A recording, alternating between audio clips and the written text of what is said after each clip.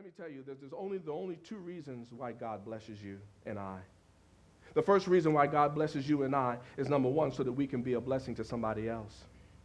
But also, number two, so that we could always remember where those blessings came from.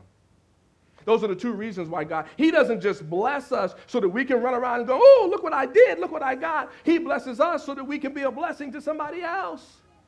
And then he blesses us so that we could remember, God, it was you who did that in my life and not me myself. You know, sometimes I think we take credit for things that we ought not take credit for.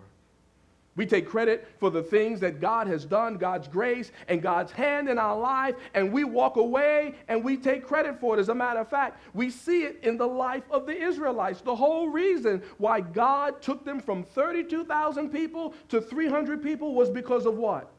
So that God said, so that you won't brag that you did this, but that you'll know that I did it. That was the whole reason why God did it. He says, if I let you go with your 32,000, you will walk away and say, yeah, man, look at us. We bad. Yeah, we bad. Yeah, give me 5. Yeah, we bad. No. God says the reason why I'm doing this is because when you look at the impossibility, the only way that you would know that it happened is because I stepped in. You've got a lot of impossibilities in your life this morning that may be before you. And maybe God has got you exactly where he needs you, exactly where he wants you. You know why? So that in the end, when it all turns out, and in the end, when you've got the great testimony, and in the end, when he bless you, all you can do is say, it had nothing to do with me because it was impossible. I know that my God stepped in and he poured grace over that situation. So if you're here this morning and you're up against a wall, you're in the right place. And he loves you and he loves me. You know, and as much as we talk about, and I just got to put this in, that as much as we talk about how much God loves us, let us not forget that God is still a judge.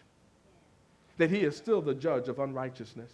That he is still the judge of evil. You know, I think sometimes, and we got to be careful, I just think that sometimes in this day and age that we talk so much about the love of God that we just forget that our God is still a God of judge. He is still holy. He is still righteous. He still cannot stand evil. He still cannot stand sin. He is still a God of holiness and righteousness. We can never, ever, ever forget that. Because the more we talk about God's love, the further away we walk from God because we think that we can live any kind of way. And God would be pleased with us. And I'm here this morning to tell you that if you think that way, you may be sincere, but you are sincerely wrong. That you cannot live any kind of way. Our God could not stand sin then, and he can't stand sin now.